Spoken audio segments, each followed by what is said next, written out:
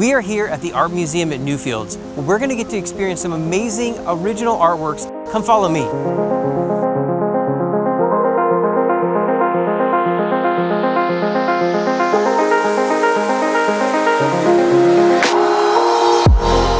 Sherry, so great to meet you. I love that we're going to talk about Paul Gauguin because I feel like we've gotten glimpses of him, but only through Van Gogh, which I feel like a lot of people do. Who is he? Like, I don't even know real well myself. Who is Paul Gauguin? Yeah, Paul Gauguin is an interesting character. He lived a full life before even becoming a practicing artist. So he actually took up art full time in around his 40s. Before that, he was a sailor, he was a stockbroker, but he lives a life. He has a wife, he has 4 kids. He practices art as more of a hobby. And then there's a crash in the stock market, in the financial market, and that's when he takes up art full time. And he begins to move around, he goes to Martinique, and he eventually encounters, as you're saying, Van Gogh and his brother Theo. Theo being an art dealer who's willing to represent Gauguin, and that's where their relationship really kind of starts, and where you see him making his way to Arles to live with Van Gogh at Van Gogh's invitation in the famous Yellow House.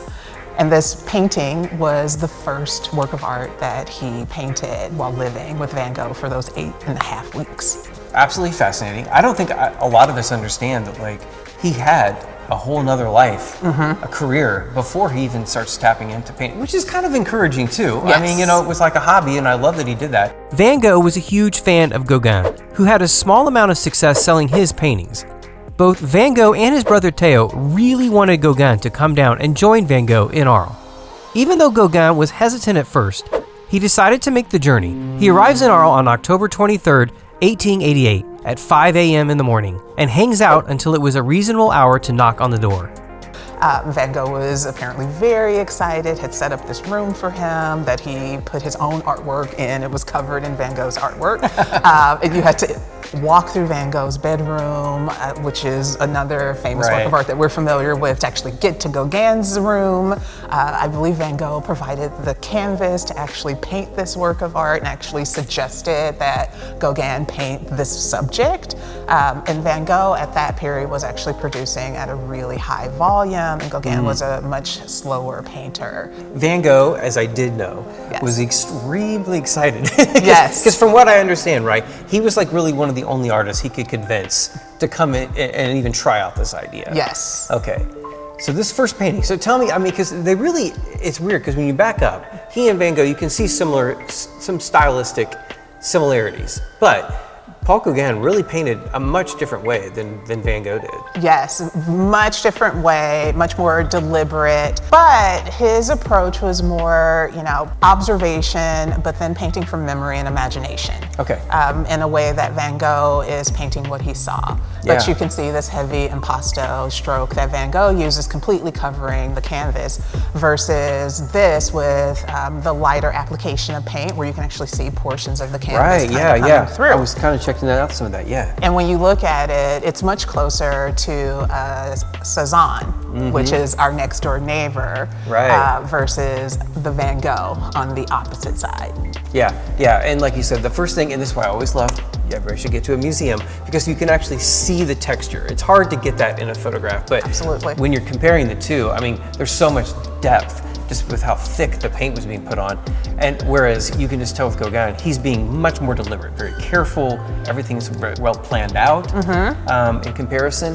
Luckily, when I've been able to visit Arles, is definitely feel like you're there. Like this is what it looks like, especially with these beautiful tall like trees in the background. So tell me about their relationship. It's a complicated relationship. Gauguin is in debt when he comes to Arles.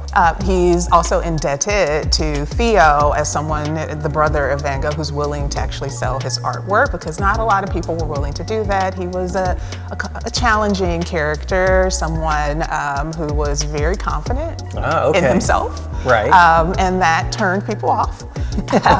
So he felt in a way that the relationship with Theo and Vincent was really necessary to his financial survival as an artist. But he also recognizes, and he writes, that he and Van Gogh are incompatible. He wants to leave. He writes Theo directly and asks for financial assistance to leave, but changes his mind. And I think he said something like, oh, it was a dream, because he understands that for him, this is a financial lifeline. Gauguin knew that he and Van Gogh weren't going to get along, so he wanted to get out of the situation. So after staying at the Yellow House for only 8.5 weeks, everything boils over. Van Gogh allegedly throws a drink at Gauguin at a cafe, then claimed he didn't remember doing that. Later, Gauguin alleges that Van Gogh came at him with a knife, so he left the house just to get away. Police found Van Gogh the next day after he had apparently cut off his own ear in a fit of rage.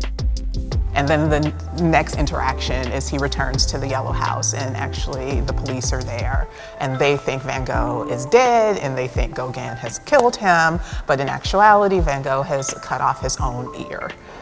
And this is when he actually leaves Arles. Their relationship is fascinating. Yes. You know, it really is. And the fact that it even worked for a tiny bit of time.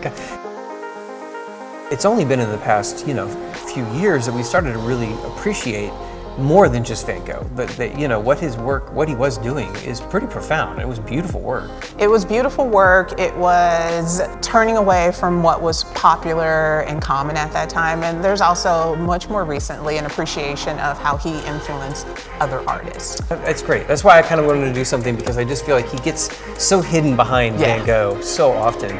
But in reality, I mean, what he was doing was really great. Yes. But wow, I love too that you guys have these works so side by side, because you see, like you said, so many similarities between he and Cézanne. Very much a deep admirer of Cézanne. So before he was painting, he actually collected Cézanne's work, and as just an admirer. Yeah. Yeah. I want people to respect him as his own artist. Yeah, thank you so much for giving us a little more insight into his life.